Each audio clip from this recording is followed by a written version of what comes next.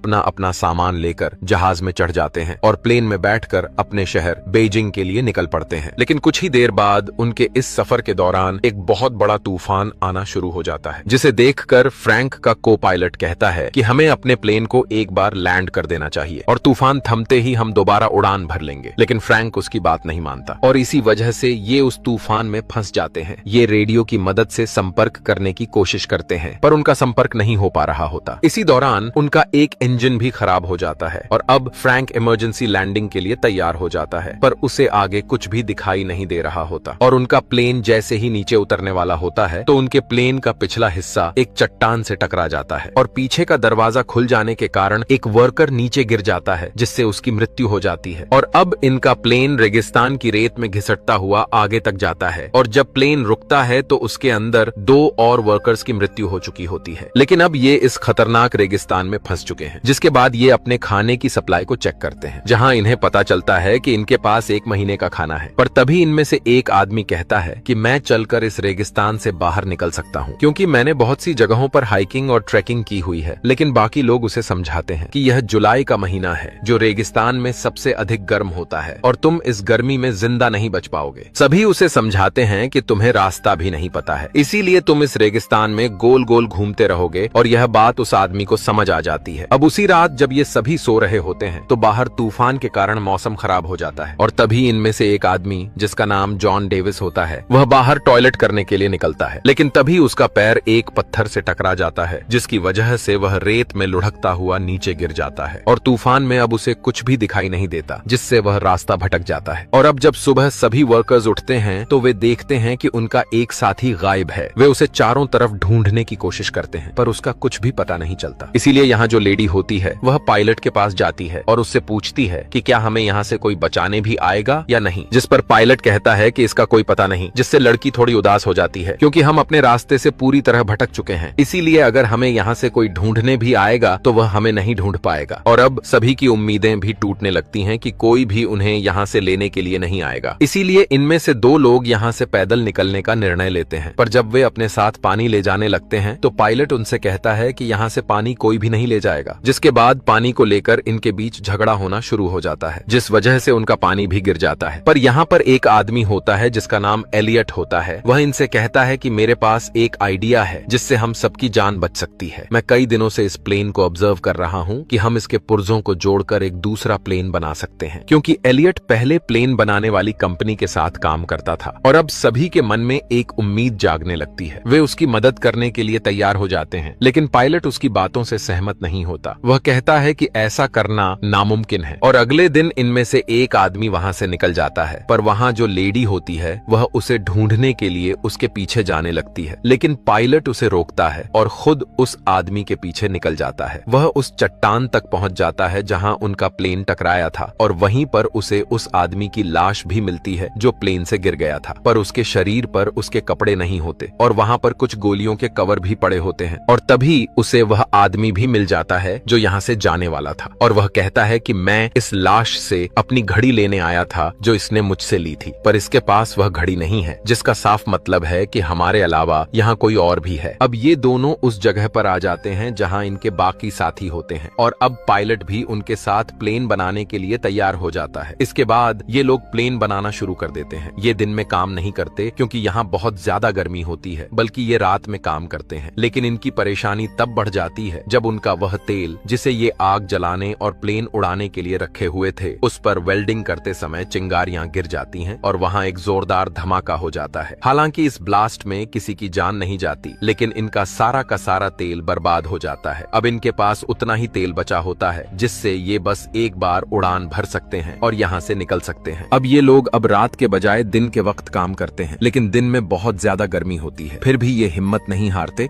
और काम शुरू कर देते हैं। अब जब इन्होंने प्लेन को रीबिल्ड करना स्टार्ट किया है तो एक विंग को जोड़ना जरूरी है। इनके पास सिर्फ एक ही मौका है। अगर विंग गिर गया तो ये लोग प्लेन को दोबारा नहीं बना सकते क्योंकि इनके पास क्रेन नहीं है। ये विंग को धीरे धीरे ऊपर से नीचे गिराते हैं, लेकिन अचानक वो चैन टूट जाती है जो विंग को होल्ड किए हुए थी। विंग जमीन की तरफ घिसकता हुआ जाता है और सीधा प्लेन से टकरा जाता है। ये देखकर सब हैरान रह जाते हैं। प्लेन के अंदर इनका एक दोस्त पहले से होता है जिसका काम था उस विंग को बोर्ड से जोड़ना। जब विंग गिरता है वो बाहर आता है और कहता है, मैंने काम मुकम्मल कर दिया। असल में विंग गिरते हुए उसी जगह पर लगता है जहां लगना चाहिए था। इस तरह प्लेन का स्ट्रक्चर मुकम्मल हो जाता है। अब सबको उम्मीद होती है कि वो यहाँ से उड़ा सकते हैं। सब खुशी मनाते हैं, डांस करते हैं और एंजॉय करते हैं। साथ ही वो रेगिस्तान की रेत हटाकर एक रनवे तैयार कर रहे होते हैं ताकि प्लेन टेक ऑफ कर सके। लेकिन सब कुछ आसान नहीं होता। एक दिन एक डेंजरस इलेक्ट्रिक स्टॉर्म आता है। बिजलियां गिर रही होती हैं और विंग के अंदर पेट्रोल होता है, इसलिए सब लोग वहां से दूर भाग जाते हैं। एलियट नहीं जाता। वो चाहता है कि प्लेन सेफ रहे। जब उस पर बिजली गिरने वाली होती है, फ्रैंक उसे खींचकर नीचे गिराता है और उसकी जान बच जाती है। अगर एलियट को कुछ हो जाता तो फिर कोई प्लेन मुकम्मल नहीं कर सकता था। अब ये लोग अपने प्लेन का नाम फीनिक्स रखते हैं। फीनिक्स इजिप्शियन मिथोलॉजी का एक जानदार होता है जो रेगिस्तान से दोबारा जन्म लेता है। बहुत पावरफुल माना जाता है, लेकिन अभी भी इन्हें अपने प्लेन पर काफी काम करना बाकी है। धीरे धीरे इनका पानी भी खत्म हो रहा होता है। एक रात वो लोग दूर से कुछ टेंट्स देखते हैं। वहाँ कुछ लोग सो रहे होते हैं। ये लोग असल में स्मगलर्स होते हैं जो हथियार सप्लाई करते हैं रेगिस्तान के रास्ते। फ्रैंक कहता है कि हमें उनसे पानी की मदद लेनी चाहिए। एलियट मना करता है, लेकिन फ्रैंक और कुछ साथी उन स्मगलर्स के पास जाते हैं। फ्रैंक और उसका दोस्त एक पत्थर के पीछे छुप जाते हैं ताकि अगर कुछ गलत हो तो अटैक कर सकें। इनके पास गन्स होती हैं। जब वो पानी मांगते हैं तो एक स्मगलर इनके एक आदमी पर गोली चला देता है। फ्रैंक और उसका दोस्त फौरन फायर करते हैं और कुछ स्मगलर्स को मार देते हैं, लेकिन एक स्मगलर जख्मी हालत में भाग जाता है। फ्रैंक के पास मौका होता है उसे मारने का, लेकिन वो गोली नहीं चलाता क्योंकि वो खूनी नहीं बनना चाहता। जेम्स उन मरे हुए स्मगलर्स में से एक की घड़ी देखता है। वो घड़ी उस दोस्त की होती है जो प्लेन से गिरकर मर गया था। इसका मतलब ये है कि ये वही स्मगलर्स हैं जो पहले भी यहाँ आए थे। अब एक जख्मी स्मगलर को ये लोग अपने प्लेन के पास ले जाते हैं। कुछ लोग कहते हैं कि उसे मार दिया जाए, लेकिन फ्रैंक मना करता है। जब सबके बीच बहस हो रही होती है, एलियट अचानक उस स्मगलर को गोली मार देता है। इस पर फ्रैंक और एलियट के दरमियान बहस शुरू हो जाती है। एलियट फ्रैंक को दोष देता है। वो कहता है कि तुम पायलट थे, तुम्हारी वजह से हम यहाँ फंस गए हैं, तुम्हारी वजह से हमारा एक साथी भी मर गया, मैंने मना किया था, फिर भी तुम गए वहाँ। ये बात सुनकर फ्रैंक को गुस्सा आ जाता है। वो एलियट को एक जोर का पंच मार देता है। अब एलियट नाराज हो जाता है क्योंकि उसकी ईगो हर्ट होती है। वो कहता है, मैं अब प्लेन नहीं बनाऊंगा, जितना काम मुझे करना था मैं कर चुका हूँ। मैं यहाँ 10 लोगों के बराबर काम करता हूँ और तुम सब सिर्फ आराम करते हो। केली उसके पास आती है और कहती है, तुम्हारे बगैर हम ये प्लेन नहीं बना सकते, हमें तुम्हारी जरूरत है। एलियट कहता है, अगर सब लोग मुझसे रिक्वेस्ट करेंगे तभी मैं काम शुरू करूंगा। फिर सब लोग, यहाँ तक कि फ्रैंक भी उससे रिक्वेस्ट करते हैं। फ्रैंक कहता है, तुम ही यहाँ के बॉस हो, कृपया इस काम को मुकम्मल करो। एलियट मान जाता है। फिर सब मिलकर दोबारा से प्लेन बनाने के काम में लग जाते हैं। एक दिन ये लोग दूरबीन से देखते हैं कि वो स्मगलर जो भाग गया था अब अपने दोस्तों के साथ वापस आ गया है, लेकिन वो आगे नहीं बढ़ते क्योंकि वो जानते हैं कि इन लोगों के पास अब उनके ही हथियार हैं। स्मगलर्स को पता होता है कि इनका पानी और खाना जल्दी खत्म हो जाएगा और जब ये कमजोर हो जाएंगे तो वो हमला करेंगे। ये लोग और भी तेजी से काम करना शुरू कर देते हैं। आखिरकार उनका काम मुकम्मल हो जाता है। तभी फ्रैंक को एक मैगजीन मिलती है जिसमें कई तरह के प्लेन्स के मॉडल होते हैं। पता चलता है कि एलियट ने प्लेन का मॉडल इन्हीं टॉय मॉडल्स को देखकर बनाया था। दरअसल वो छोटे छोटे उड़ने वाले मॉडल प्लेन्स बनाया करता था, लेकिन कभी भी